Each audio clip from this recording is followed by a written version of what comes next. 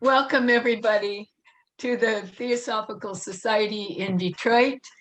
As most, or maybe many of you know, we are part of an international organization which has what we call lodges or branches in many countries of the world.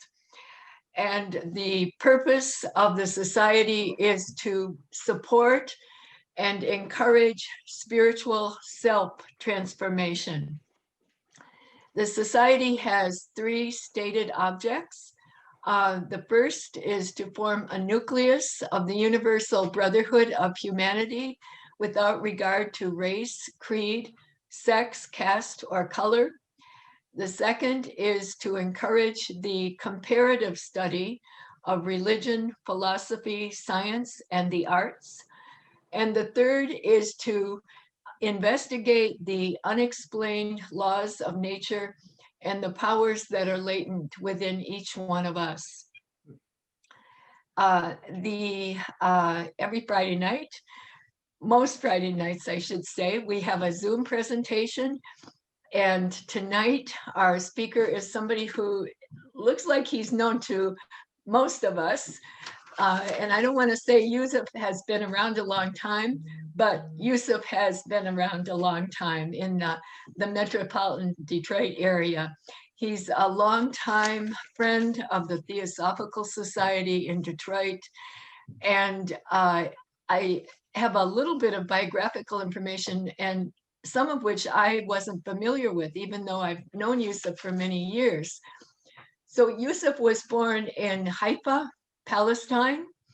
He was displaced from Palestine in 1947, and he came to the United States with his family. At 16, his father died unexpectedly, and Yusif went to work at the Ford Motor Company. And he supported his mother and his three sisters. Yusif has had what he called a roller coaster career, from taxi driver to politician, which I didn't know you were a politician, but I always hear said more about that. I'm a public servant, not a politician. Okay, a public servant. But I did get over 100,000 votes. And what year was that? It started in 68, and the last time I ran was in 74. So Okay. I ran four different campaigns. Okay, maybe during the course of the evening, you can tell us more about it. So Yusif also has been a psychotherapist, and he has been an employee of the Maxi Boys Training School, where he served as the clinical program manager and handled the treatment and rehabilitation of boys who were sentenced to the juvenile justice system. For much of his life, he has been an activist for world peace. And I know we're going to hear a good deal about that tonight, which is really an important focus for us. So I'm very, very happy that Yusif agreed to do this talk tonight.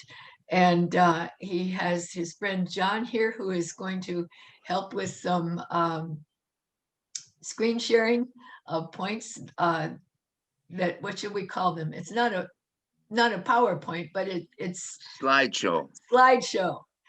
Thank you. So John's going to help with that. So Yusif, welcome. We're so happy to have you. Thank you. Thank you. You know, talking at TS is like hosting a Saturday night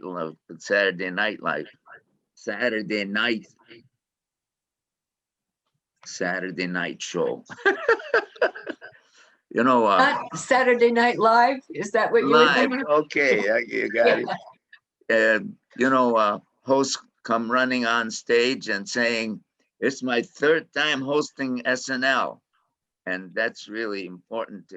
And so I say, "It's my fourth time speaking to TS. And I prefer speaking TS than hosting Saturday Night Live, especially since they never invited me to do it. All right. So I would like to start with a story about this young priest that just graduated seminary. And he got his first assignment at the boondocks of Nebraska. He got one of those real rural kind of church. So he worked for weeks, like I worked for weeks on this speech. And he worked for weeks preparing a sermon, and he got up on that pulpit and he looked out, and lo and behold, there's only one person in the audience. So he didn't know what to do. It was his first speech. So he came down and he said, "Sir, it's my first sermon, and you're the only one here. What should I do?" And the man said, "Well, son, I'm just an old farmer and I don't know much, but I do know when I go out and feed the cows, I feed it anyway." He said, "Oh, thank you, sir. Thank you." He went back on that pulpit and he preached and he sermoned, sweat down his brow. An hour later, he came down and he said, "Well, sir, how did I do?" He said, "Well, son, I'm just an old farmer and I don't know much, but I know when I go out to feed the cow and only one cow shows up, I feed it anyway, but I don't give it the whole dang bale." That's the beauty of being on stage at the TS temple, because you can hear the audience laughing, whereas in this case, I hear the sound of silence. Well, this whole thing started when Sandy said to me, "You do the 6 directions, the 7 directions," because I've done them several times there. I've helped Mike Whitty when he was giving the talks. I think Mike Whitty gets the honor of having been the most presenter at TS. But um, um, um, You guys were what? a team. So I have a lot that I prepared.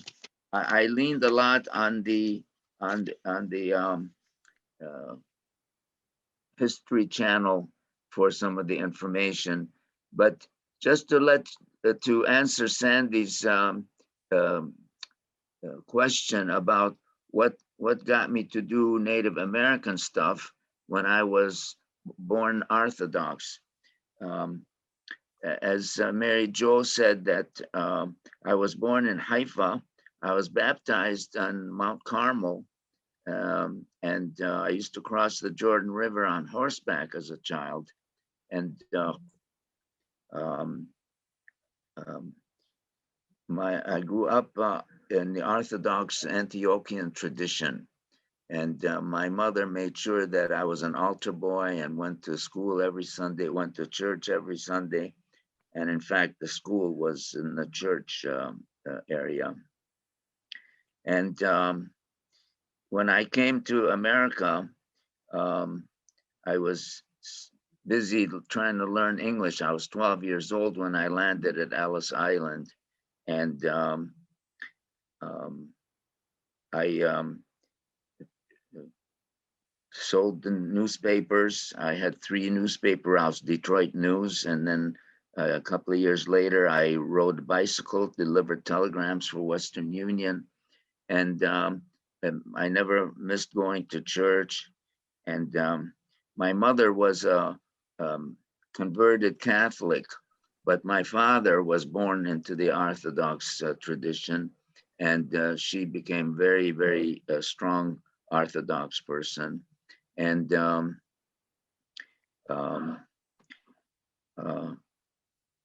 I went to, I saw a movie, A Man Called Peter.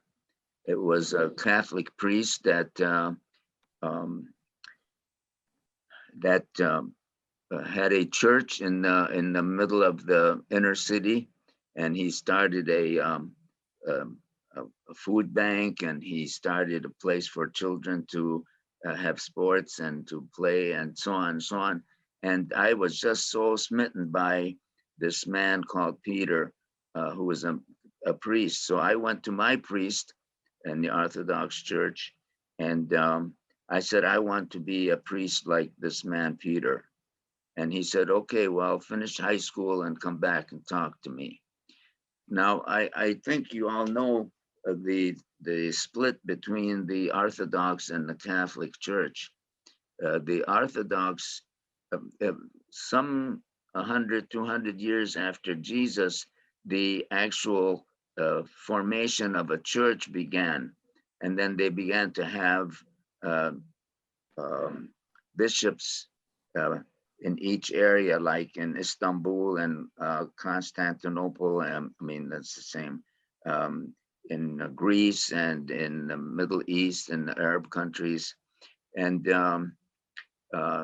the Bishop of Rome insisted that the foundation of the church should be in Rome.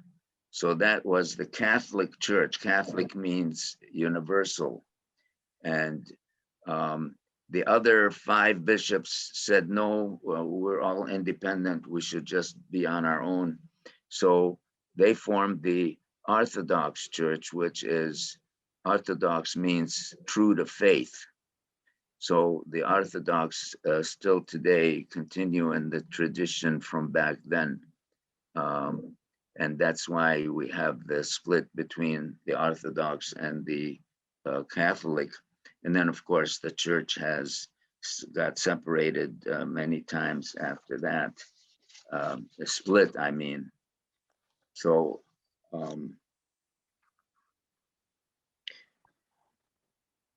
I've always struggled with the concept of God, because even though I grew up in the church, once my father died, I joined the Air Force. Well, no, at 16, I lied about my age and went to work at Ford Motor Company, the River Rouge plant, where my father worked, and took over his job. And I worked midnights and went to high school during the day. So I did 4 years of high school working midnights. And I tried to go to college at that point, but I was just so burnt out, I couldn't deal with it anymore. So my friend came and said that he just joined the Air Force. So I said, I can't go because I have to work and support my family. He said, well, they'll treat them like your husband, like your wife and children. And they'll send them money every month, just like they would if they were your family. I said, well, sign me up, fly me away. So I joined the Air Force at that point, and I ended up in Germany. This was 1957, 57 to 60. I was, I was in Germany about 3 years. And I began questioning the whole concept of deity and God and different religions. And I wrote a paper. There was a college courses that were taught on campus on the base in Germany from the University of Maryland. There were extension courses. So I studied German, and I studied different things while I was on base. And I wrote a letter, wrote a paper, an essay about how I believe religions began. And I said, well, back then when there was thunder and lightning and they don't know what that was, they immediately, somebody stepped forward and said, oh, I know what that is. That's the god of lightning, that's a god of thunder. And then he made himself be the emissary in between us and the deity.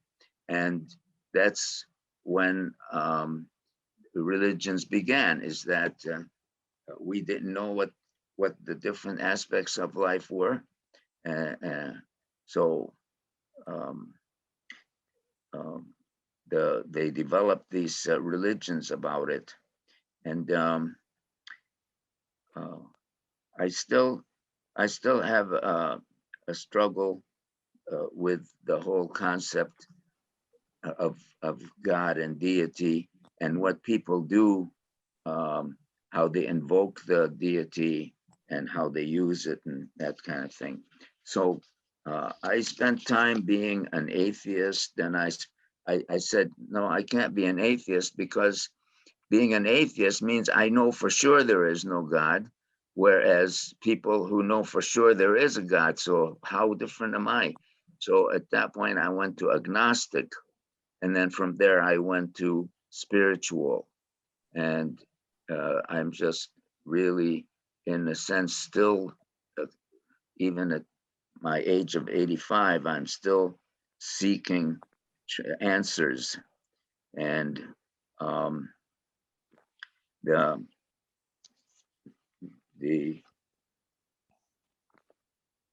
latest thing for me is aliens.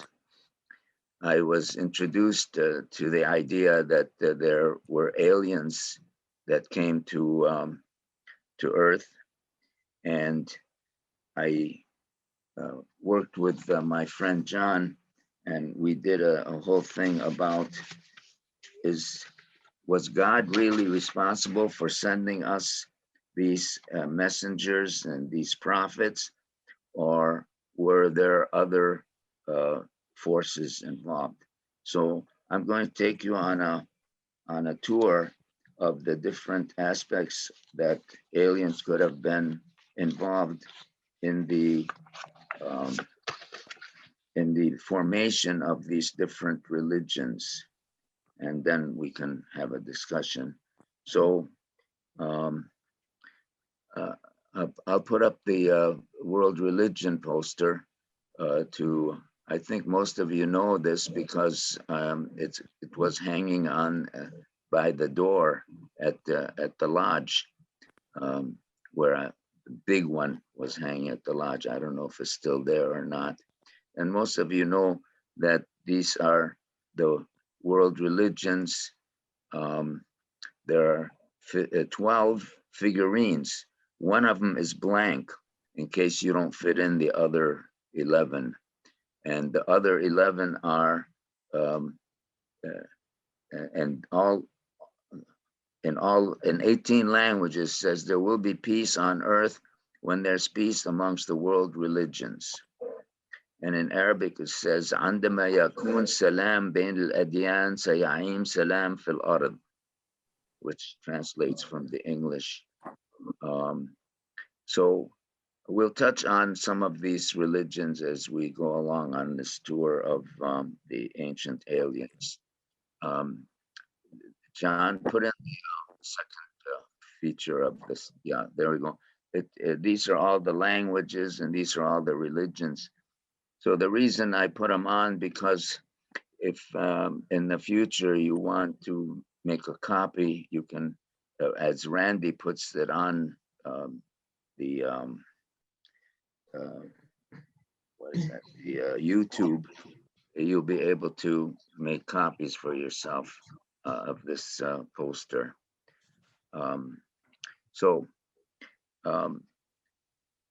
Throughout history, there have been many gods and many prophets. Were all the prophets and messengers from God or from more mysterious sources? The theory is, did extraterrestrials visit our planet throughout history? There are those who believe that they are still with us today.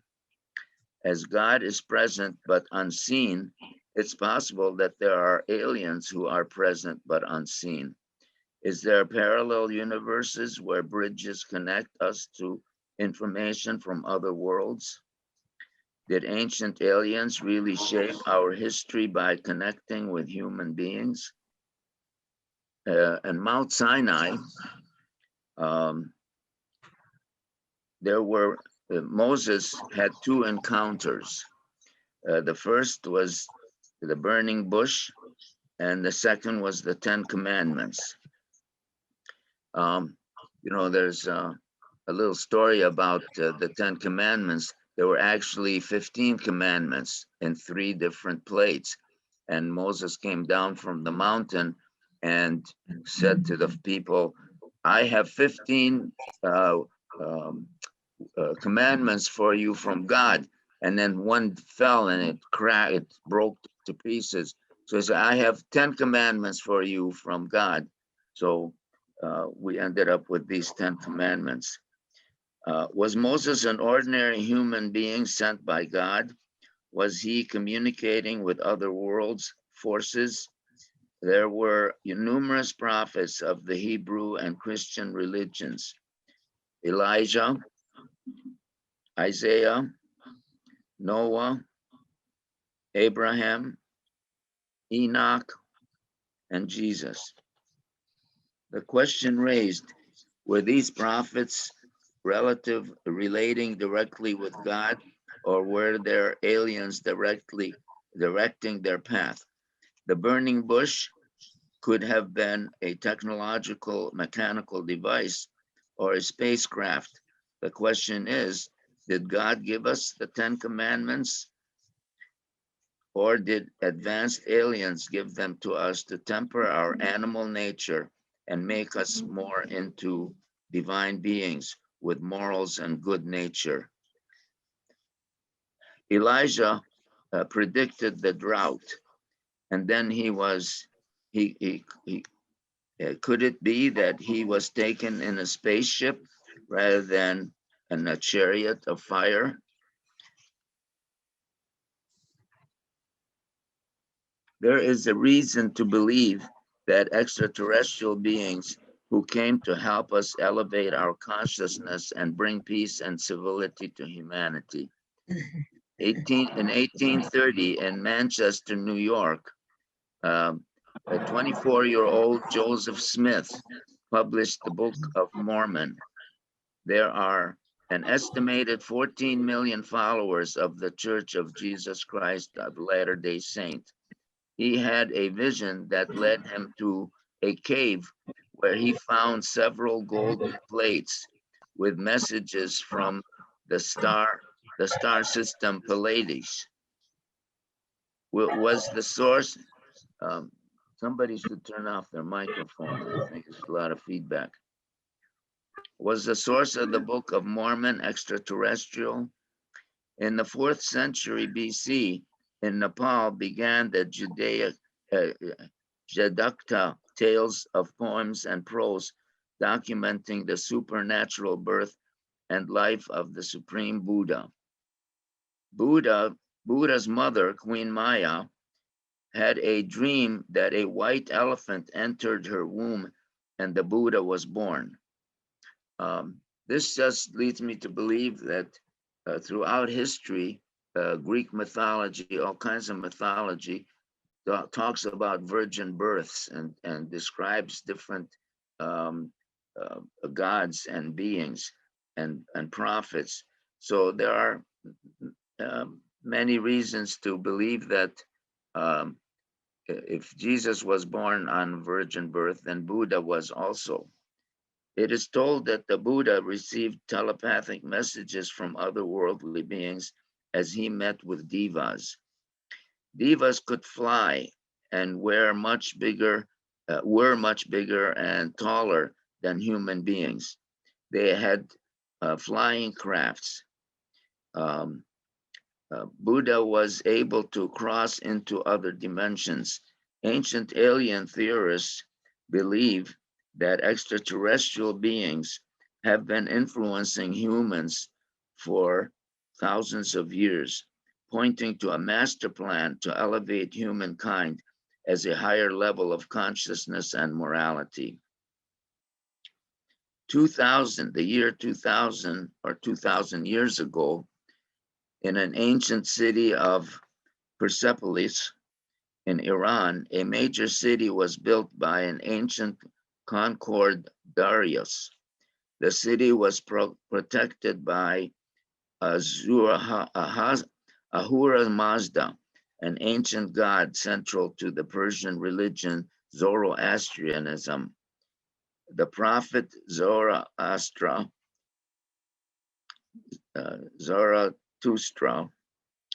and the founder of the religion, he was the founder of the religion who was visited by the god Ahura Mazda, an alien, which led to monotheism years before the Egyptians, a form of monotheism, and long before the Hebrew and Christian form of the one God theory. The central principle of the one God was truth. They were moved to identify with the principles of goodness and truth. They were receiving commands from an extraterrestrial to follow the good and the pure, to sow the seeds of what we now know as civilization. The theory is that aliens were connected to earthly prophets to guide the development of human civilization. In Greece, we meet the prophet and temple priestess, the Oracle of Delphi, who channeled the god Apollo. She was also known as Pythia. Pythia sat on a three-legged seat over an opening of the earth where vapors came out of the earth as she channeled Apollo in a trance with accurate predictions. In southern France, Notre Dame in 1555 published an almanac with 1,000 prophecies of four-line quatrains that predicted everything from Chicago fire to the rise of Hitler and the atomic bomb. No one knows the source of his predictions. Scientists claim he was in a state of zero-point energy field in different dimensions. The string theory, which is proposed to have 11 dimensions, is so compact that they exist in parallel dimensions so that we are not aware of their existence. The Hindus refer to this as the Akashic records, the grid, the field. It's possible that we access these fields in dreams, deja vu, during meditation, and in a trance. There are people who claim to have direct access to information in the Akashic record. The question is, were ancient prophets able to access information from God or from hidden dimensions or from extraterrestrial beings as agents, astronaut theorists believe? Perhaps in the mind of Einstein, on September 26, 1905, Einstein published a groundbreaking paper on how the cosmos work, where space and time are fluid and flexible. Einstein's theory of relativity upended our established thinking about matter and the universe. Einstein's favorite book, according to his wife, is Isis Unveiled by Madame Blavatsky. So I'm sure you all will know something about that. And my intent was not to give you answers, but to pose more questions. What about faith, belief, hope, miracles, you ask? Well, that's another story for another time. I want to, John, put up the cartoon. It's interesting. Let go, let God. And the mountain climbers say, before we start, we need to be clear about something, because, this business of letting go and letting God only goes so far. So I want to close with a story about a fellow mountain climber. He went up, he tried to climb this high mountain several times and couldn't make it. Finally, he succeeded and he got to the top of the mountain. He fell on his knees. He thanked God. He prayed. He rested, and then he came on his way down. Shortly after he started on his way down, his feet slipped and he was hanging by his fingertips and looking down 1,000 feet below his feet. And he's yelling, "Is there anybody up there?" And the voice came saying, "Yes, my son." He said, "Oh, Lord, save me." He says, "Do you believe?" "Oh, yes, I do believe." "Do you truly believe?" "Oh, yes, I really believe. Help me." "Well, if you really believe, let go. Is there anybody else up there?" So uh, this brings the end of the discussion about um, ancient aliens. This most of this stuff I got from the what is that? The History Channel, images and resources exploring theory of alleged communicated with extraterrestrials throughout history. Okay, um, I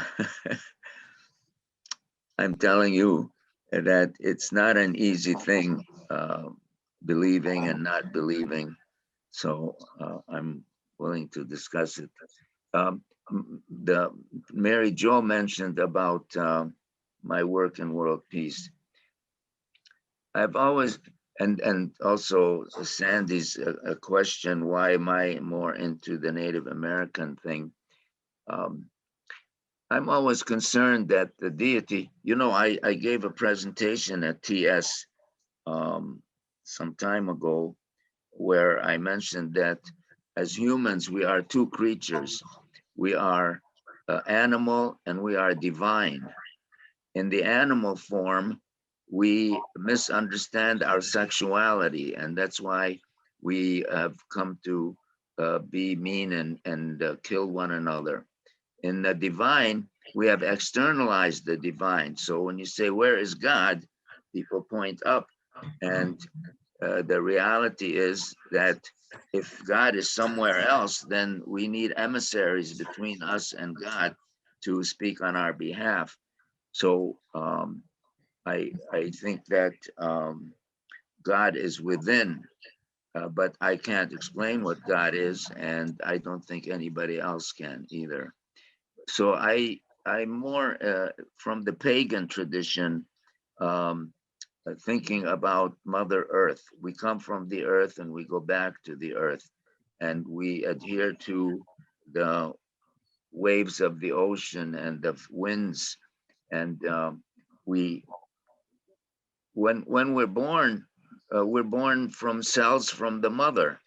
But when we start eating, cells that we're eating uh, go into different parts of our bodies, and so we may have genetic memory from where those cells came from. So there's so many things that are such a mystery. The whole universe is so huge. How can we understand who made it if we don't know the size of it? Um, it's so huge that uh, there is no way we can know infinity. And so I believe that uh, believing in nature and Mother Earth and being kind to one another is the God. It's not it's not God anywhere else, because the mystery is unknown and unknowable. There's no way humans can know, no matter how much we learn, can really know the mystery of life and the creation of life and people. So um, at this point, I'll just give you folks a chance to either ask questions or make your comments.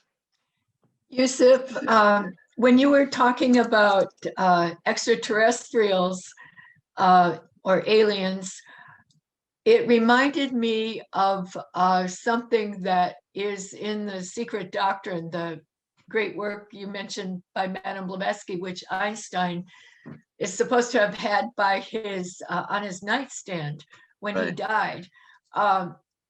Madame Blavatsky talks a great deal about what she calls the hierarchy of beings. Another word you used was agents of God.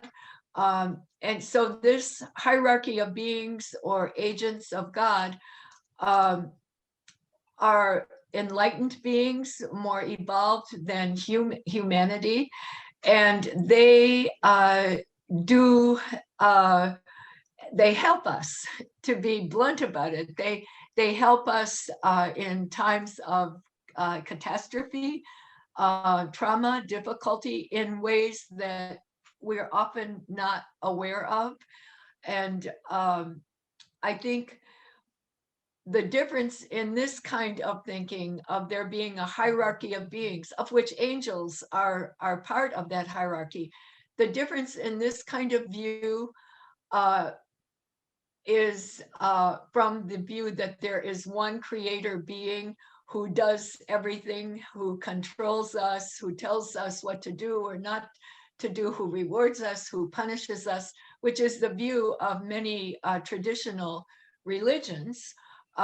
This view of a hierarchy of beings makes much more sense than thinking of one creator being.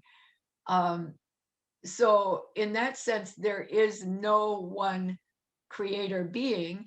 There is a principle, a great creative principle, and from that principle flow this hierarchy of beings. So I thought it was interesting that you mentioned the extraterrestrials, because this is similar to, we put another name on it, of hierarchy, similar to what Madame Blavatsky talked about. Yeah, I'm sure theosophy is much more advanced because remember when Sandy asked me to talk, I said, put in the bio that where the sun is worshipped, the laws of heat are poorly understood. So if there is one God to worship, then we can't ask questions about it. We can't investigate it. We can't decide its dimensions and that kind of thing.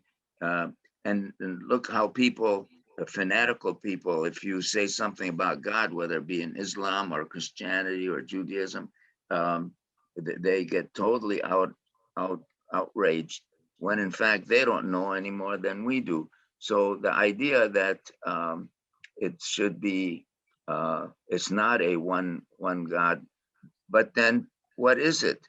So that's why I don't really care about dealing with all that. That I go back to nature, to the earth, because we come from the earth and we go back to the earth, and it's the earth that supports and survives us. So whatever deity there is beyond ourselves and beyond the earth is something that we just have to wait to see if we find it after we die. But right now, let's focus on taking care of the earth and taking care of one another and eliminating the mean spirit, eliminating wars. One of the things you saw in my bio that we said we don't need to tell, but the idea is that war is the terrorism of the rich, and terrorism is the war of the poor. So that's what we need to really look at, that they're all terrorists, whether they're rich armies or poor, unfed people. The point is that violence that creates terrorism, and we need to deal with the earth that gives us the food, and with each other, that we need to have the gregariousness of our being loving to one another. And that's when I see that we become evolved and divine beings. So whether it's extraterrestrial, or there's a God, or there's a whole committee of gods, the point is, when you squeeze it to the bottom line, the end result is, what are we doing to take care of ourselves, take care of each other, and take care of the earth? And there's nothing beyond that. Beautifully said. Thank you. And any other comments or questions? Gary? You're muted, Gary. I have a couple of, as a theosophist, want to thank Yusif and Mike Wood for bringing that sign in with the 12, the 12 different religions. And Gary, you're a little muffled. Can you step back or from your microphone a bit? Yeah. Can you hear me now? Yes. Okay. Anyways, I wanted to thank Mike Whitty and Yusif for bringing that sign to the Theosophical Society that he showed with the 12 religions. There was, I forget the guy's name, he was a theosophist. He used to tell a joke about theosophists.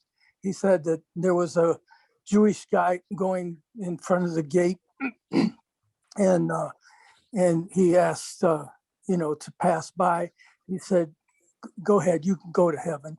And then a Catholic priest come by, and he said, "Okay, you can go to heaven." And then the theosophist came by, and he says, "You can go where they study about heaven." And I always thought that was beautiful. But and the Native American, I was one of the first books I ever read about religion, besides the Bible and some stuff coming up, which I just read parts. I read a book called God is Red. And Chief Joseph, I have a picture of him on my wall that I painted. But he had said he would teach his braves Christianity when the white man stopped arguing about the Great Spirit. And I thought that was so beautiful. I mean, because it was everyone is a brother and a sister. And the thing is it's our relationship. And we have an internal world and we have an external world. And according to the Bible, they say that, we're supposed to have dominion over this physical world. And I find that it's not dominion, it's not power, it's relationship. If you see everybody as yourself and you learn how to love each other, you can control your animal behaviors. You can treat life from a whole different level. And I think that's more internal with each individual. I don't know that religion can answer, like you're saying, these questions, but I know by studying it, I found beauty in each one. And if you attend their practices, you begin to see how they practice what they feel. And I think is what you're always on the search for these answers. And the recent one that came to me was what's his name, Paramahansa Yogananda, which I really like, where he pointed out that there's three worlds that they call Maya, and they say that these three worlds is the physical realm, is the emotional and mental realm, and then the spiritual realm. And they would say that in each of these realms there is suffering going on. And the thing is that if you go to the highest level, which he called existence, consciousness, bliss, which has no object to it. There's no object there. There's no name there. And we watch life passing by like a river. I know that I was born and I know that I'm going to die. My finding of theosophy was Nidra's telling me, what if you don't die? What if you have to come back? Well, I didn't like that idea. I figured now I'm responsible for my actions here on earth. And, but it made sense to me that even if I died and it was only the one life, that at least I tried. I did the best I could do. And then I just quit there. Those are my ideas. Thank you. Thanks. Yusif, back, what I'm trying to think, was it now 2 years sometime, Sandy, when your aunt spoke on the Mesopotamian goddesses? If you can see that title, it was William Nemo, okay? Anyway, in this book, she talks about the history of the goddess and going back and how things changed over time to where they stopped worshiping the goddess so much and the male figures in the history began to take over. And this is in the Mesopotamian history. So this was really quite fascinating. I mean, William does a beautiful job with putting this together, and how she talks about how for the goddesses, how things happened throughout history in the Iraq, Iranian, all that Middle Eastern area there. It was quite fascinating. And Sandy, you'll let your aunt know that I treasure this book. It's wonderful. I'd like to see it. I appreciate you saying that, because in many occasions, when I was in circles or other places, I would talk about the goddess. I said, in ancient times, the goddess, there was peace. The goddess was the deity, because the goddess is the birther, the giver of life, the healer, the peacemaker. The goddess comforts us. I mean, we come from the goddess and we're loved by the goddess. So it's the Hebrews and the Hellenics, the Greeks, that changed the image of the goddess, demised the image of the goddess, and created the god with the sword and shield. And the god is, the male image is of power and the violence. And since then we've had wars. So I'd love to see that book. Or is it a pamphlet or a book or? It's a book. It's looking here. It's 200 and Pages. Yeah, that's fine. 5 pages long. yeah. It's Yeah. called Mesopotamian Goddesses, and Sandy's aunt William, W-E-A-M, Nemo, just like Did you say it belongs to Sandy? no, it's her aunt that wrote it. It's Her my aunt? book. I bought the book. I Oh, bought the book when she gave the well, lecture. maybe Sandy, if you could text me the information about that, I'd love to get a hold of that book. Sure, and if anyone's interested, I did put her website in the chat box too, but it's simply her name. It's wiamnemu.com. She's actually she's, what do they call it? The executive director of the Chaldean Cultural Center now. I think it was in that period, Connie, that they were trying to get her there, and then now that's what she does. So it's kind of interesting how she got to go deeper in a different way and through the community itself. And so she's kind of infiltrated herself as someone who sees things differently, but is in the center of the traditional, I guess, thinking of Chaldeans in this area at least. So yeah, but The other thank you thing for bringing her up, and I'll let her know that you said that. Thank you. absolutely, and also for everybody's information, a lot of her background and training has been with Lynn Andrews in the Amerindian traditions and the shamanic trainings. So, and she's got a whole list of books that she's written here. There's 1, 2, 3, 4, 5, 6, 7, 8, 9, 10, 11, 12 here listed on this page of the book that I have here. So she's quite prolific writer. I only have this one. I'd like to get a copy, so I'm sure Sandy will help me find it. Yes. Okay. Thank you. You're welcome. Yusuf, Yes? if anyone's interested in that Isis Unveiled by Madame Blavatsky, there's a bookstore in Berkeley called the Mayflower Bookshop that has copies right now.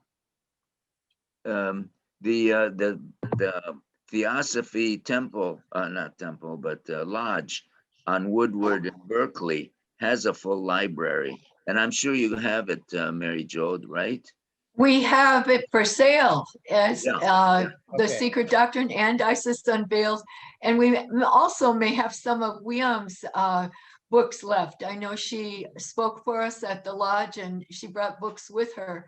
So we'll have to, if anybody's interested in any of those books, Secret Doctrine, Isis, or William's books, let Sandy or me know, and you can send us a message in the chat box, or tell us now, and we can arrange to meet you at the TS on Woodward and 11.5 in Berkeley.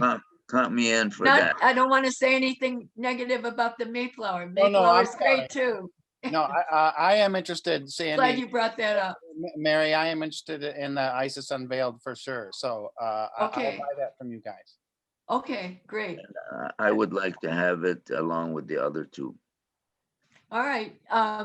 We send to Sandy or me a message right tonight in the chat box, and we can send us your phone numbers, and we'll arrange to meet you, because we've been closed for 9-10 months because of COVID, but we can certainly meet you and have you look in our books for sale. Yeah, for sure. I'll make sure that I get connected with Sandy and figure how to get that. But I'm certain that other people would probably like to, people like John would love to see the library at the temple. I wonder if for future programs of TS, we could revisit aliens and the UFOs to highlight the different interpretations, rich and rather fascinating and stimulating interpretations that I'll just call ufology.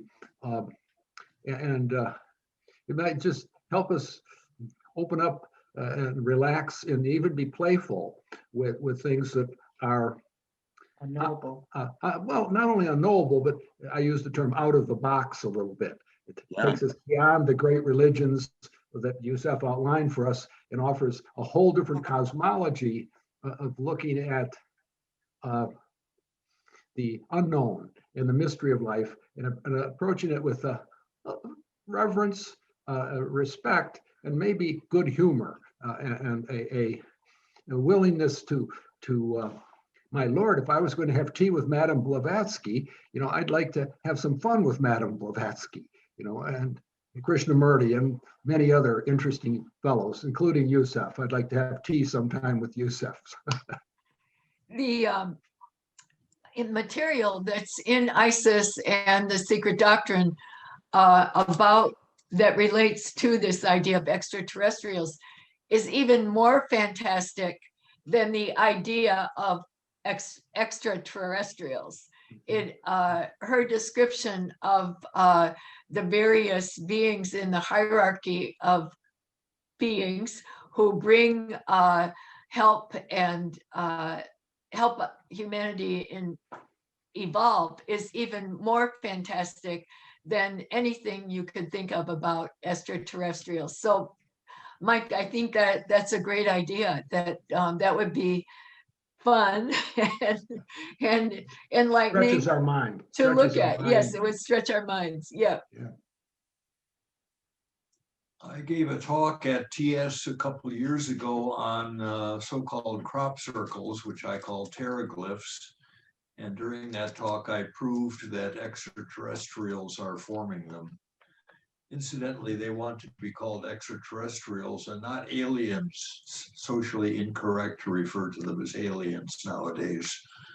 I had a friend in Southfield that invited me to like a pool party, and it was either Halloween or something, where he said everybody should come dressed as aliens. So I came in my own clothes, and he said, "Oh, why you're not dressed as alien?" I said, "I don't have to prove it with my dress. I am an alien. All these people are phonies." Yeah. So, Good for you. yeah, I mean, it depends on where you start the spectrum. We're all aliens if you consider your ancestors that came to America. I'm an alien in that I came in 1947, but um, it's important that we recognize that it's up to us to quantify the feelings between one another so that we eliminate racism and sexism and all these things and create a world where only peace exists. I mean, it's not brain science. It's really easy to do if we can just get to it. You're here. I think the Jewish religion, you know, and the secret doctrine started out with no form, and talks about, like, the Jewish people had Ein Sof, or, and these were not forms; they were energy levels, if you want to call it. And the first one we don't know much about is what I read in Theosophy. The second one, we can see the vibration and the sound occurring. And then the third one, it's starting to take forms, but there are still non-forms yet. And I think then the fourth level, you know, we have the physical world coming into being. And I think that knowledge, that wisdom that the people who thought about, you know, how does God work, and what's the source like, give you an insight into how we come down into the physical plane. And this is all one being. This is all one source. And we need to understand that. And there is a you know, a duality approach, and that's okay if one is trying to work themselves towards the God, but it's better to know what the God is about, and what you know about him, and you can find that within yourself, and I think it can grow in you just like a plant, because then it's not belief. You know, I think every experience we're having, like karma, I think it's not there just because it just happens to be our plot and land that we got to deal with this. It's a spiritual education. It's making us see things that maybe we won't normally see. I listen to people argue about, you know, about how they view things. Like, if you talked about sexuality, I heard a guy at David's house, you know, he's saying, well, you know, the homosexuals, he was saying that, you know, that's an evil thing, you know, and he was firm in his belief. And I understand that some people try to spiritualize the sexual energy. And I understand that that's a area that we don't talk about that much. We more experience it.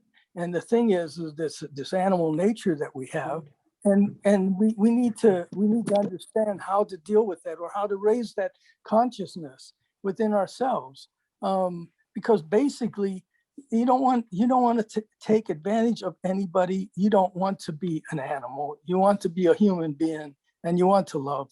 And I think I shut up. I say enough. Yep. You're really getting warmed up, Gary. Well, you touched a lot of things. I find my life similar to yours. You know, I was involved with the juvenile home, and I used to transport kids to Star Commonwealth. And when I heard that about you, I have a lot of respect for what you did. That's the hardest kids we have in the state of Michigan that you're dealing with, and I understand that. I did so many things with them. I took them to the animal shelters, and they would clean out the cages and clean out the animal shelter place and everything. And then they'd go outside and play with the dogs and play with the cats. I took them to food banks where they piled food in boxes and gave them to people, carried them to their cars. I did some amazing things. I took them to Dawn Farm in Manchester, where it was refuge for animals. And we built fences and did a lot of repair for the farm. And at the same time, they got to play with all the different animals that were there. I helped them rehumanize because they were all really victimized in one way or the other. And if we can stop the abuse at the beginning, then it doesn't repeat itself. But I'm glad to know you did that, Gary. We share that. And the religion thing. You were talking in your statements, Gary, earlier about this, sexual energy and how do we get hold of that kind of energy and such. And my late fiance told me a story of his adoptive mother. She had been born in the Hebrides in Scotland, the islands way up there, I think north of the Arctic Circle. And but she was born in 1865. And she was in her 50s when she adopted him. And she would tell him stories about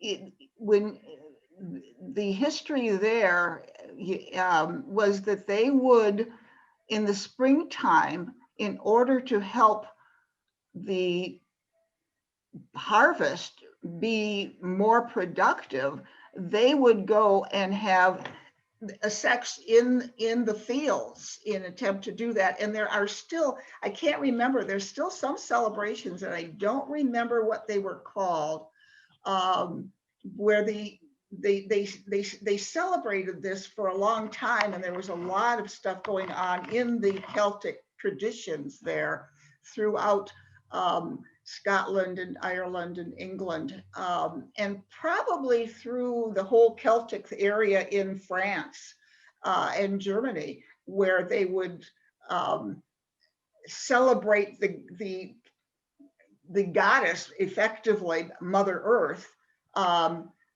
through this particular act and making it holy and making it sacred. That's great. Yeah. We really do miss the boat by having all this male energy, the testosterone that creates this violence, when really the womb of the mother is really where it belongs.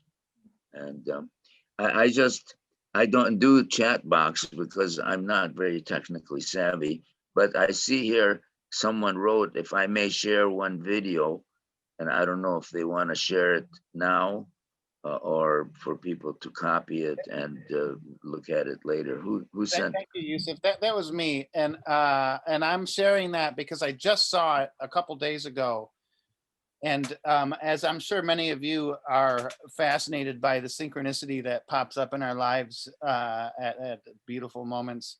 This video discusses the mechanics, the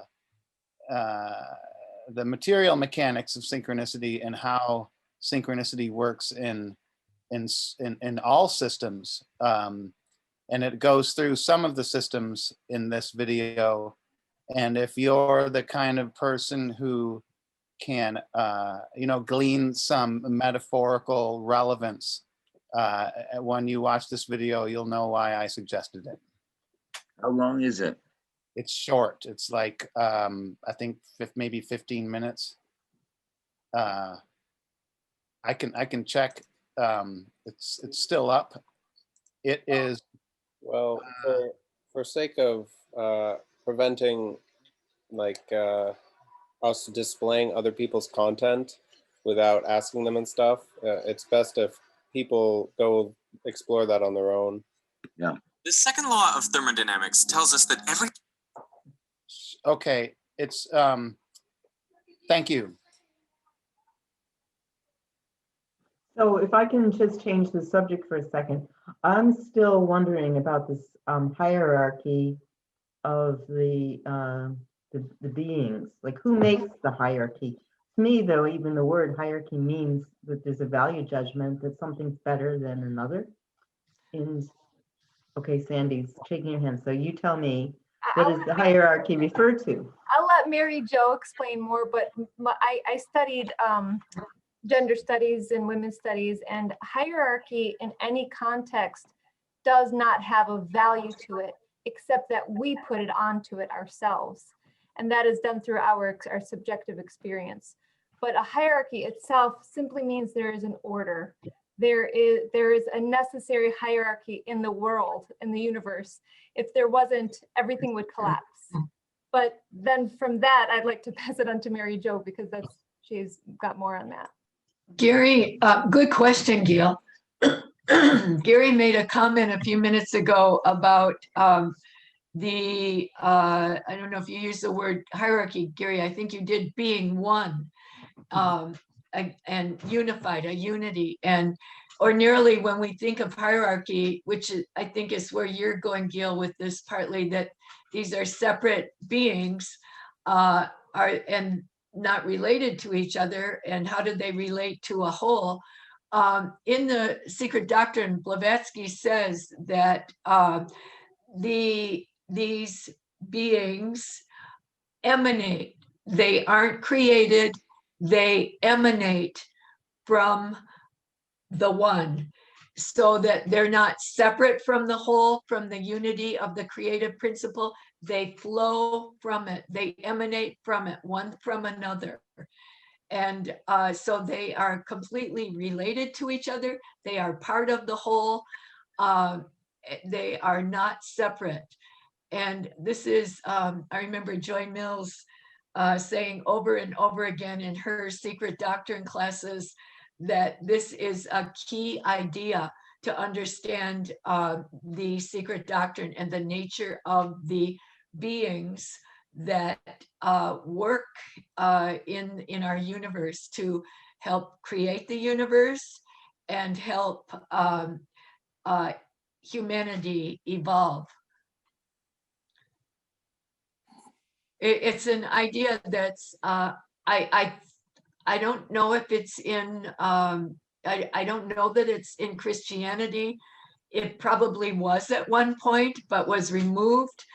I don't know if you have an idea like that in Judaism, but it's in Hinduism, clearly, and it's in Tibetan Buddhism, so that nothing in the universe, therefore, is separate.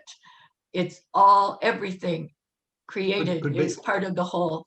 Mary Jo, could they be thought of as energy bodies or Yeah, emanations? exactly. Yes, Energy, yes. a form of Energy bodies, energy, yes. spiritual These energy. are, I mean, I use the word beings because they have an identity. Mhm. An example being the angelic hierarchy, but they are not solid as we think of solidity. They are energy beings, energy bodies. Yeah, thanks, Mike.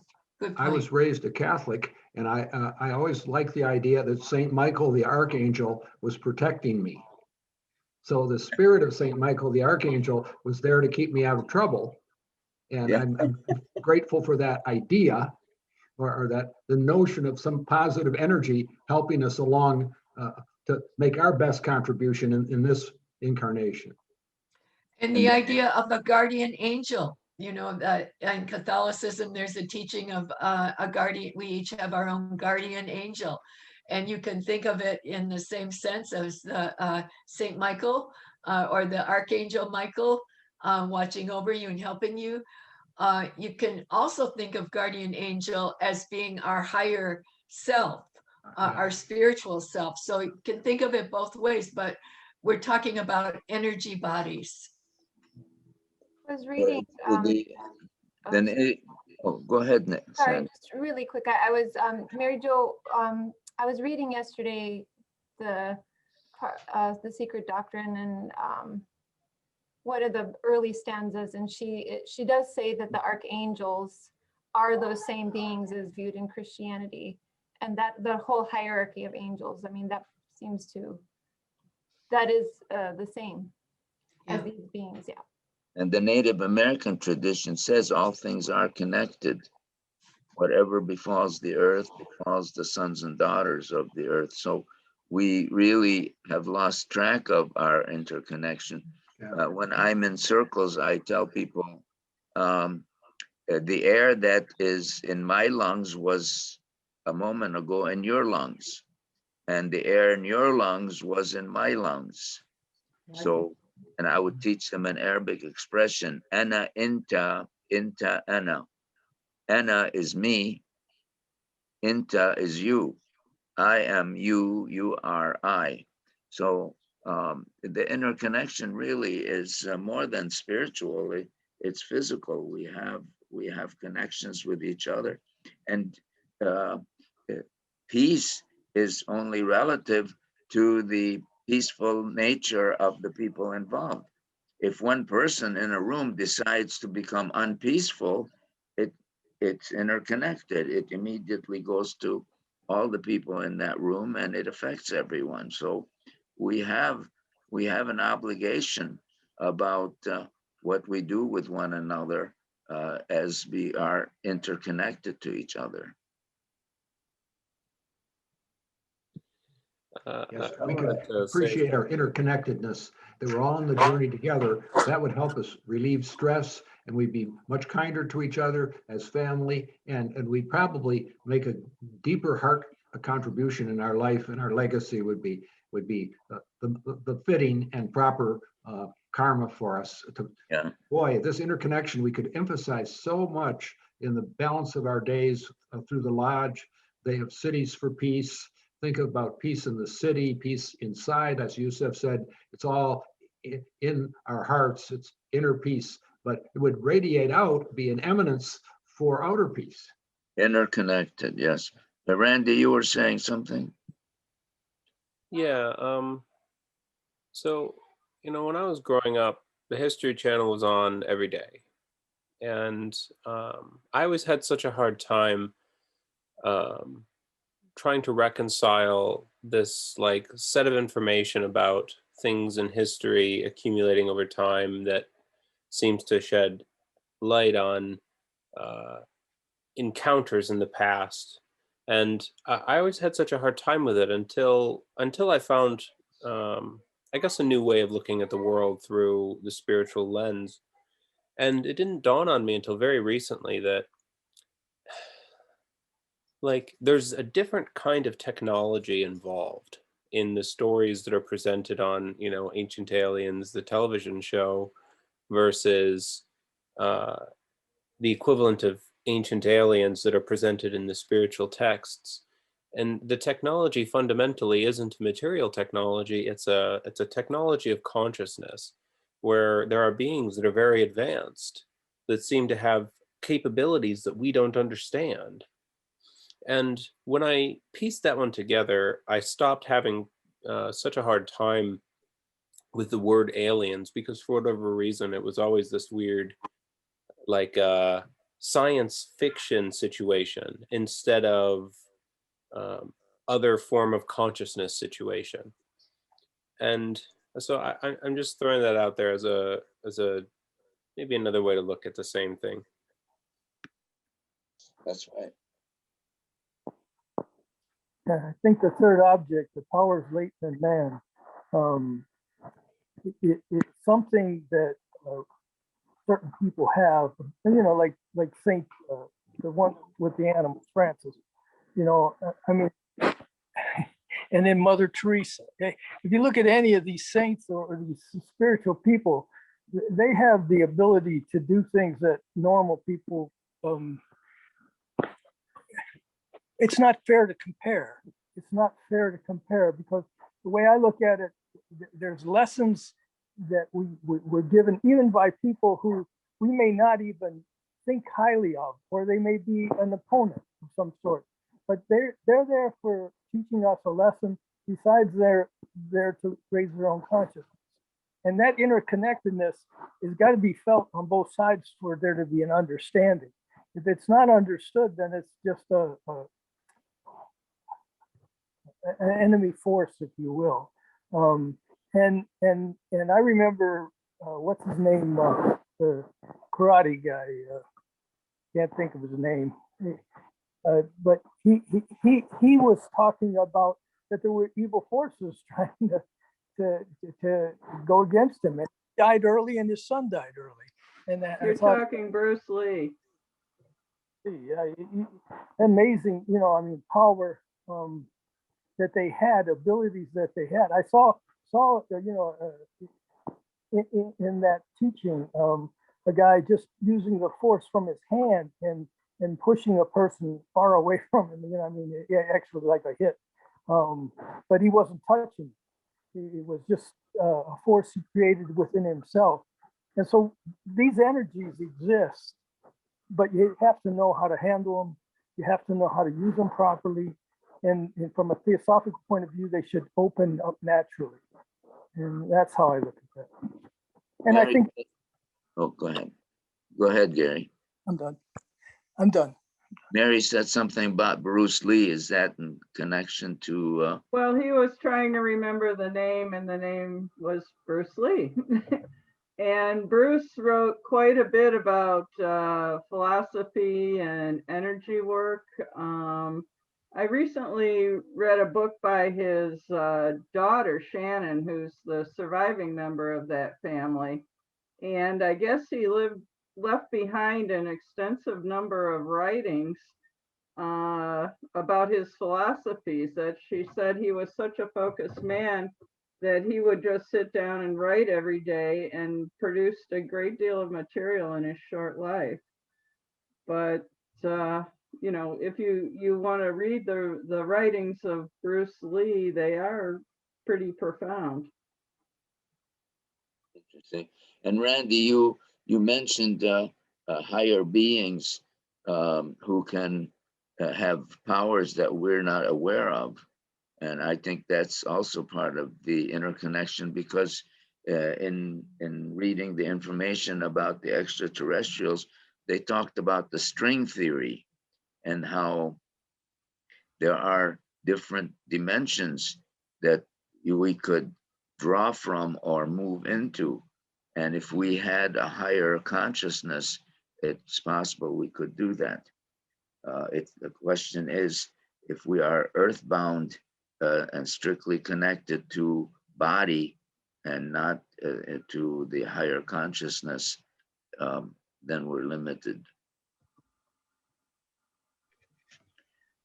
We were talking a few minutes ago about the interconnectedness of everyone.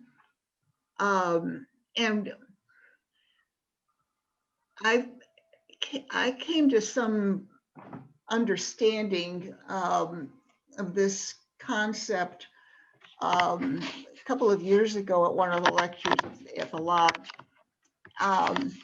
But when you listen to the astrophysicists talk, even going back to Carl Sagan, talking about we are all star stuff. We are all a part of an exploding star, which means we are part of the universe.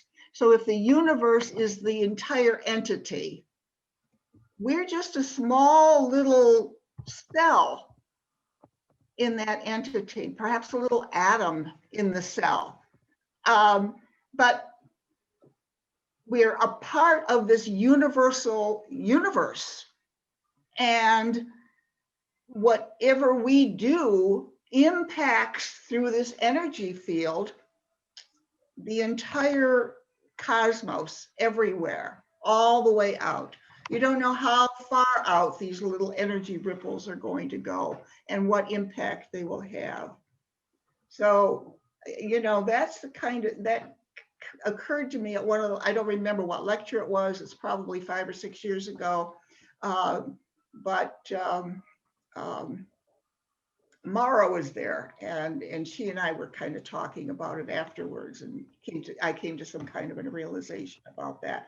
So I don't know if anybody else sees it that way, but that's the way I see things. Well, the assumption is that like black holes, if we are able to connect in different ways, we can telepath trillions of miles instantly, because we think that we get in a rocket and it takes 2 hours or 2 days to get to the moon or to get to Mars. You can never traverse the universe like that, because it is so huge. As I mentioned earlier, we don't know the end of it. So infinity is undefinable, because no matter how far you go, you say, well, it ends there. Well, is there a wall? Is there anything behind that? Where does it go from there? So these are all things that we are limited in our minds, that we need to really begin to question. That's why we can't allow the fact that something is worship means we can't discuss it or can't deal with it. We have to go past all these things, because we don't know who we really are as universal beings. And it's important that we get to have a more higher consciousness. I have a question. Yusif, you mentioned at the beginning about, oh, there was thunder and there was lightning, and somebody says, oh, that's the thunder god. I was wondering, I've been thinking a lot lately about the origin of the gods and goddesses. And I suppose it's a combination of all of them, but like, there's that, you know, somebody saying, oh, it's the thunder god. And then that becomes a thought form, which actually becomes an entity of sorts, but a thought form entity and not created. Or do you think that they're extraterrestrials that came down with special powers, higher powers than the man on the planet at the time, and so they were considered gods because maybe they had telepathy or electricity or something that we didn't understand? And so on the whole, do we think the gods and goddesses were actual beings of either spiritual or extraterrestrial, or are they like thought forms? Anybody have any thoughts on that? Well, all we can do is conjecture. All we can do is assume. In our limited frame of thinking, we have to fit everything else that we're trying to understand within that framework. So what's beyond that framework, that's the part that I call the higher consciousness. I don't know why there's an attitude about God. I mean, think how it's used. God bless you, and everything has to do with God, but we never see or have any real clues as to what that means. Or is there an entity? Does he really look at me and care? And so if bad things happen to me, did God do that? It's really very, very confusing. And we're really at the very precipice of higher thinking because our brains are really limited. Or our thoughts are limited, our brains are adequate. Anybody else have something to refer to Joyce? I mean, I can speak to that. So there's a guy who writes about this explicitly named Mircea Eliade, and his idea is something along the lines of the various deities representing the ideal of a particular group, the ideal of tribe A and the ideal of tribe B. And when tribe A and B come together and they need to start to cooperate, what they're cooperating involves, like their cooperation involves material things, of course, and we talk about that in terms of economics and war, but it also has this cultural, social, and higher level transaction taking place. Now, when there's this interaction between groups of people over thousands and thousands of years, you can start to extrapolate and draw patterns between what's taking place in these various hyper-complex negotiations, basically. And what people extract out of that over time is a symbolic representation of value. So, the best way that this idea gets encapsulated and like the idea of monotheism starts to emerge comes from the Mesopotamian creation myth, the Enuma Elish. And basically, that's the first example we have of community of values, community of gods, coming to a conclusion about what makes the top god or what is the most important thing. And their conclusion is something about awareness and paying attention being the most important thing that a person can do. So, okay, what does that mean? Well, the idea of God as an anthropomorphized being has value. It's one way to think about it. But another way to think about it is the thing that's most important, the thing that you strive toward. And whatever that might mean has characteristics that you can actually start to map onto your own body, your own behavior based on the human existence. And that's a thing that people have always been trying to figure out, how to act in the world. What is the right thing to do? And that's a question that's beyond even the boundaries of, science, for example. Science is talking about like what things are, and then religion is trying to answer how to act. And the God representation is humanity's best attempt to answer how to act in the world.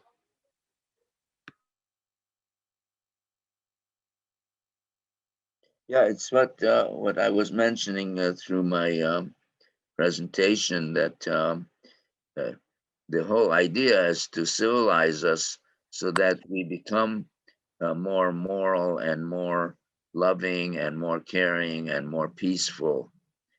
Because I don't know if we as humans are an experiment, but I do know that we have the capacity to do better, but the greed and the avarice, the whole idea that money is more important than people, that profits are more important than people, is really a deterrent to us, because people are pushed aside and disregarded and sometimes often abused and neglected because it makes more money that way. So there are the fine lines of the real physical beingness that we live here on earth that has to do with dealing and caring with each other, the compassion and the love. And then the more lofty ideas of universal conceptions and gods and prophets.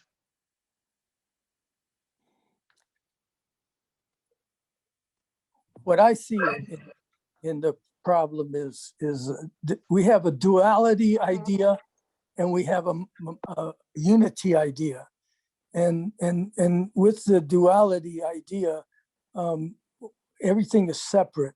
When we look at people, like there's the people here, you can see them all as separate, or you can see them all as part of you. When we look at God, the same thing. If we're seeing God as separate from us, then it's something to attain. Where if you look at God as within you, there's nothing to attain. You already have it. You just don't see it, and you just haven't uncovered it because you're caught in webs of consciousness at different levels. And there is a physical level, there is an emotional level, and they're dealt with differently. if I have a physical pain, I can deal with it from a spiritual level. I can deal with it from a physical level. So it's my choice as to how I handle that pain. Unless it's the government saying no. But then, the emotional level and that mental level, those are recordings of thought forms that we've been conditioned with. And we need to understand how we're conditioned, because it comes from our experiences, and they're not the highest level within ourselves. We know that by awareness. We know that awareness is not a form. It's not a name. And I know that all these people that we're talking to right now are going to be dead and gone. And the thing is that, but not the essence of them.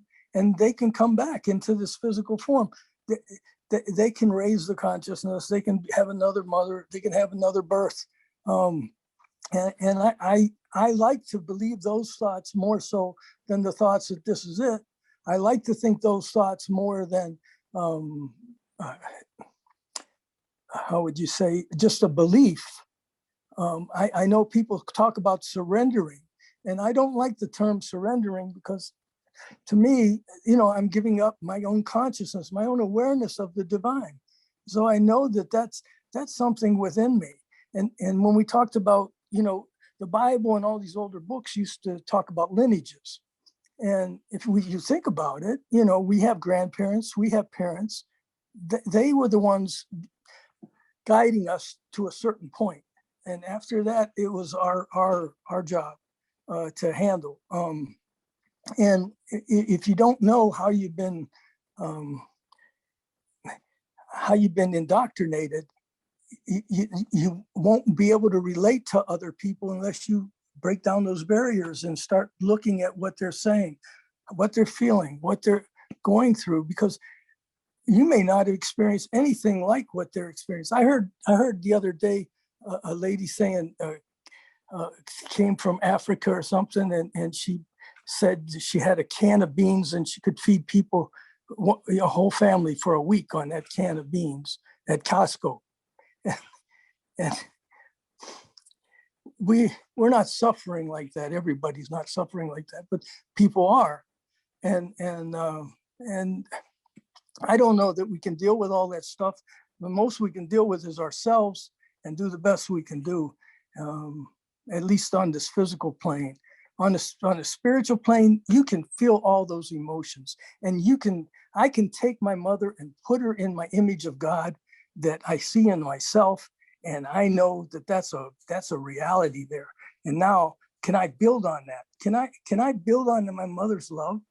God's got to be much more powerful than that, And when I look at how would you say, when I look at awareness, just awareness, no forms, just the emptiness of awareness. It's infinity. It can go to the outer edges of the universe. It can come back and deal with, the little plant and the microscopic stuff that I'm looking at. And what do I know about it? I just know that awareness makes me aware of stuff. And then I can see some of the limitations. Anyways, I'll shut up. I think what you said, Gary, has to do with us and them.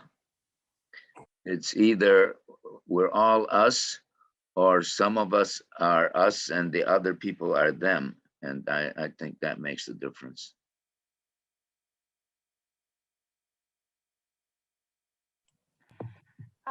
Gary, I really appreciate what you said, and especially the beginning where you just kind of said there's two ideas. There's the idea of separation and the idea of unity. But there was something that you said about surrender, that you have a hard time with it. And it's funny because that's been something on my mind recently, having these like Facebook discussions, about deeper things, which is nice to have Facebook for that reason, not for the other things. But that discussion showed up, and I was kind of playing around with that. And I started to think about surrender, in yoga, it's like surrender to God. You could go through all of these routes, or you could surrender to God. So you could practice this and practice that and, go about all these different ways of trying to purify yourself, or you could just surrender to God. And so it's like, thinking about that, I was reading a little bit more about it today to refresh myself, because I also have kind of been a little weary about that. And I didn't know what that really meant, especially because I only started saying the word God a year ago, since I was like in my 20s or before. And so thinking about the divine, it's sometimes easier to say, but it's like surrendering one's ego, sacrificing the ego, and surrendering to the divine will. And maybe we don't know what that is, but at least through that surrender of saying, well, what's that word, that phrase, not mine, but let thy will be done, or something like that, right? It's like, I don't know. I, as this limited being, don't know. So I'm just going to say it now and give myself up to this, this higher force, this power, this whatever we want to call it, to God. And, and so there's people out there who actually, that's their practice. That's what they do. And they say that that's the way to really having that true experience of the divine. So I just wanted to bring that in, because that's been on my mind a lot lately too. And it's like, how could it be all of this practice, all of these things that I've been going through? And if I just pushed them all away and said, no, I'm just going to surrender, that I would get there faster, theoretically speaking, or so they say. I don't know. That's all. It's something higher than self. It really begins with that. If you believe there's something other than self, higher than self, then you can decide whether to surrender to it. And I think the surrender has to go on every moment. You can have one big experience of surrender where you gather all your strength and surrender, but slowly, that Kitsy's right here. Slowly, the self, the ego, is going to enter in and take over again, and so that you have to surrender again and again and again every moment, which is not easy to do, because the mind is going this way and that way and telling you, you want this, you want that, you need this, you need that, you shouldn't do this, you should do that. So that the mind intervenes constantly, the self. Perpetual surrender. Well, I had a friend a couple of years ago did an interesting experiment. He was at a crossroads, and he decided to say yes to every offer that was made to him.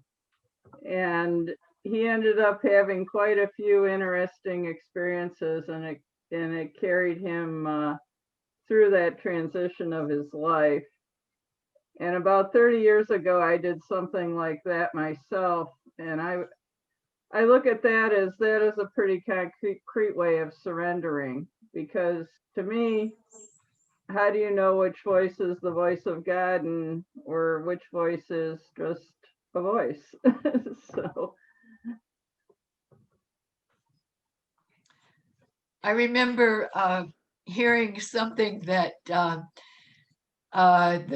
Rinpoche, Gelik Rinpoche from Jewel Heart used to tell his students, whatever the self, whatever you want to do the opposite. Because what you want to do is your small self or ego wanting something for itself. Do the opposite. Yeah, that's such a good short little thing to remember. I mean, and that goes to self-restraint. You know, so many times we want to, and we just act on it and we don't even think about it and we just do it. And then when we start to become aware of our tendencies and we have to ask, well, should I do it or should I not? And it just takes so long before we could just say, I'm not going to do it. And then it's like slowly that desire starts to die, but it takes so long. It takes really so much self-control. Lifetimes of long. That's impulsive and compulsive. Well, we've had a great night. We've gone in a lot of different directions that I don't know if you intended us to go in these directions, Yusuf, but thank you. It was very, very interesting. But we're Very all connected. stimulating. We're all connected. Thank you. Thank you so much. Samir, Yusuf, you owe him some money.